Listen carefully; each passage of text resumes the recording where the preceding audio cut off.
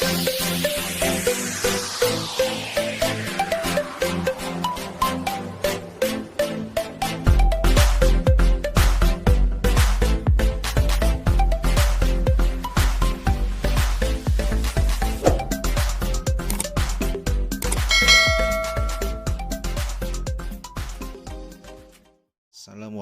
warahmatullahi wabarakatuh. Kembali lagi di Fadlul Qorib Channel. Pada kesempatan yang baik ini, kami akan membahas mengenai tips menyelesaikan sengketa perdata secara efektif dan efisien.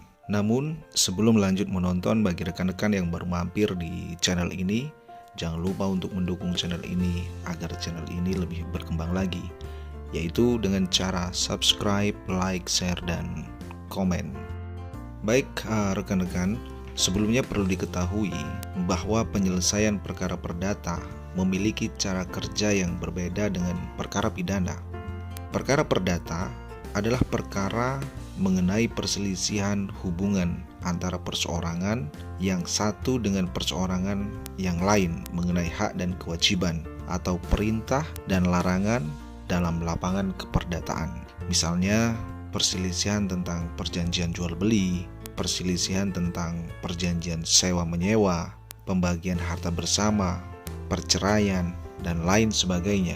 Sementara untuk perkara pidana itu sendiri rekan-rekan, menyangkut hubungan perseorangan dengan publik atau dengan negara. Misalnya pencurian, penganiayaan, penipuan, penggelapan, dan lain sebagainya.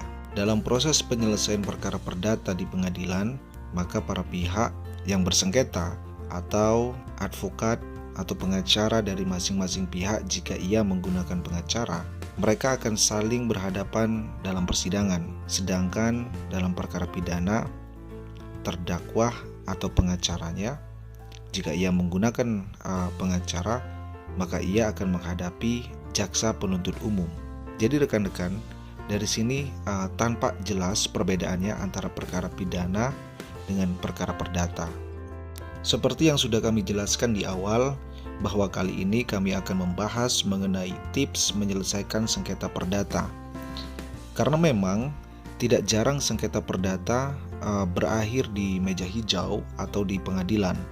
Padahal rekan-rekan, kasus-kasus perdata memiliki opsi lain untuk menyelesaikan, yaitu di luar pengadilan atau non-adjudikatif.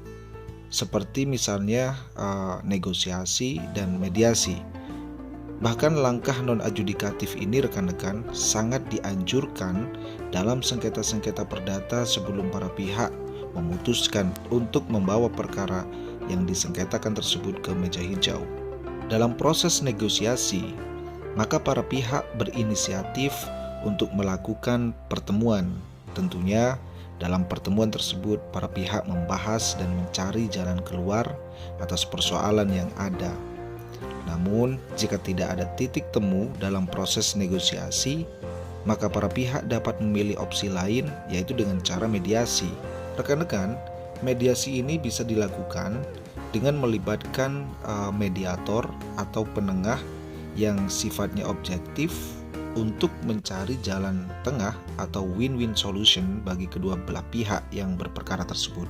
Penyelesaian perkara dengan cara negosiasi dan mediasi ini apabila berjalan dengan baik, dalam arti kata lain negosiasi berjalan sukses, maka akan memberikan hasil yang saling menguntungkan bagi kedua belah pihak. Berbeda halnya jika penyelesaian sengketa tersebut yang dipilih oleh para pihak lewat pengadilan, maka yang ada adalah hanya dua kata, yaitu menang atau kalah. Dan tentunya penyelesaian sengketa lewat jalur pengadilan ini rekan-rekan akan sangat menguras waktu, biaya, dan pikiran. Untuk itu rekan-rekan, di sini kami ingin menguraikan setidak-tidaknya ada 7 poin penting agar sengketa perdata dapat diselesaikan secara efektif dan efisien. Poin pertama adalah kedua belah pihak yang bersengketa harus memiliki niat untuk menyelesaikan permasalahan yang ada. Dalam hal ini, penyelesaian sengketa secara non-adjudikatif harus dikedepankan bagi kedua belah pihak. Kedua, pahami duduk permasalahan yang disengketakan.